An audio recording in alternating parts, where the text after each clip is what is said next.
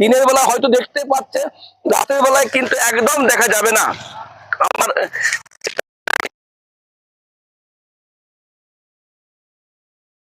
এতটা কিন্তু গর্ত রয়েছে। দেখুন, বলতে না বলতে দেখুন, দেখুন বলতে না বলতে সেই গর্ততেই পড়লো। একদম সাবধান সাবধান সাবধান। অবশ্যই মধুতটি গ্রাম, বিলতরা গ্রাম, চোরপাহাড়ি গ্রাম, উনানশিলা গ্রাম এবং আরো বিভিন্ন যে গ্রাম আছে তাদেরকে উদ্দেশ্যে সাবধান সাবধান। অবশ্যই কথাটা মনে হচ্ছে শোনা শোনা লাগছে, কারণ এই ভাষাটাই আমি আগের বছর বলেছিলাম। এই জায়গাতেই আমরা রয়েছি এখন, রঘুনাথপুর থানার অন্তর্গত দুলালপুর বলে জায়গা চিহ্নিত। দেখতে পাচ্ছেন যে সামনের পরিস্থিতি কি অবস্থা রয়েছে। হয়তো আপনারা ভাববেন যে জলে ঢাকা আছে, কিন্তু জল নয়, জলের মধ্যে কিন্তু ভূত লুকিয়ে আছে।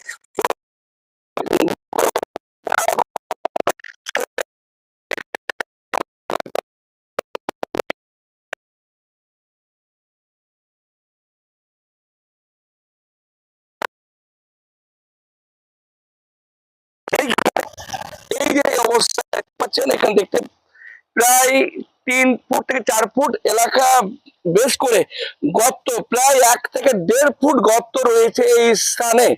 যদি এই পাথর না দিয়া থাকে, দিনের বেলা হয়তো দেখতে পাচ্ছে, রাতের বেলায় কিন্তু একদম দেখা যাবে না। আমার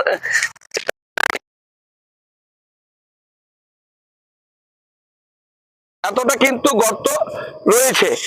এই অবস্থায় যদি কোনো 4 চাকা বা 2 চাকা যদি পড়ে, কি হবে বুঝতে পারছেন তো? পুরাপুরি পাল্টি খাবে একদম। যারা নতুন তাদের পক্ষে একদম ভয়ানক পরিস্থিতি। রাস্তা কিন্তু হয়ে আছে এই রঘুনাথপুর থানা অন্তর্গত দুলালপুর জঙ্গলের কাছে। সেখানে অনেক একাধিক বাইক আরোহীরা যাচ্ছেন, তার জীবনে ঝুঁকি নিয়ে যাচ্ছেন। হয়তো লোকাল লেগে দাদা, আপনারা জানেন গর্ত এখানে আছে? এখানে তো যারা নতুন তাদের কাছে তো বিরাট অসুবিধা, প্রচন্ড অসুবিধা হয়েছে। দেখুন বলতে না বলতে দেখুন, দেখুন বলতে না বলতে সেই গর্ততেই পড়লো। একদম বলতে না বলতে আপনারা কিন্তু সেই খবর সরাসরি দেখছেন। খবর করতে না করতে কোথায় দেখাবো, সব দিকেই গর্তে ভর্তি। বলছি লাগেনি তো, বলছি লাগেনি তো, লাগেনি তো, আরো গর্ত যেও লাগবে, সাবধানে বলছি। আর গর্ত নাই তো, মানে লাগানি তো পায়ে পড়েছেন, সাবধানে আসতেছেন আসতেছেন। গর্ত কিন্তু এই জলের মধ্যেই কিন্তু গর্ত লুকিয়ে আছে। এগুলো দায়ভার কে নেবে? এগুলো দায়ভার কে নেবে? এই যে এখনই মহিলাটা গর্তের মধ্যে পড়ে গেছিল, যে সেই সময় যদি কোনো বড় গাড়ি আসতো তাহলে কি অবস্থা হতো।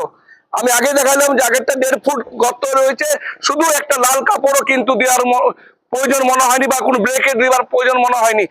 স্থানীয়রা হয়তো তারা পাথর রেখেছে, পাথরের কারণে কিন্তু অনেকে বুঝতে পারছে যে কিছু একটা রয়েছে।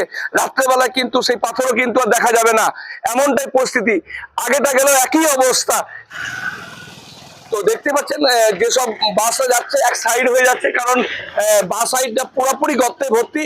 এবং একই অবস্থা কিছুটা দূরেই চিনপিনার রেলগেট, সেই চিনপিনা রেলগেটেও কিন্তু বেহাল অবস্থা রয়েছে। অ্যাক্সিডেন্ট হলে আমরা অনেকেই কমেন্ট করি যে হয়তো সে ডিং অবস্থায় রয়েছে, হয়তো ওভার স্পিডে রয়েছে, বিভিন্ন আমরা কিন্তু কারণ খুঁজে বেড়াই। সব অ্যাক্সিডেন্ট কিন্তু কারণ নয়, সব অ্যাক্সিডেন্টের কারণ কিছু অ্যাক্সিডেন্ট রোডের কারণ। এখন আপনি রঘুনাথপুরে যেই প্রান্তে যান, বাঁকুড়া রোড যান, বোরাকা রোড যান, আদ্রা রোড যান, যে রোড যান সেই রোডে কিন্তু বড় বড় আকারে কিন্তু গর্ত। এইখানটাতে প্রায় 1.5 থেকে 2 ফুটের গর্ত রয়েছে। দেখালাম, সেটা আমি হাত দিয়ে দেখালাম। আগেও একটা বড় গর্ত রয়েছে, যে কোনো সময় ঘটনা কিন্তু ঘটতেই পারে। যারা নতুন গাড়ি বাঁকুড়া রোড দিয়ে তারা কিন্তু সাবধান এই দুলালপুর জঙ্গলের কাছে, কারণ এখানে প্রত্যেক বছর না এই বছরও কিন্তু সেই ভয়ানক পরিস্থিতি গর্ত।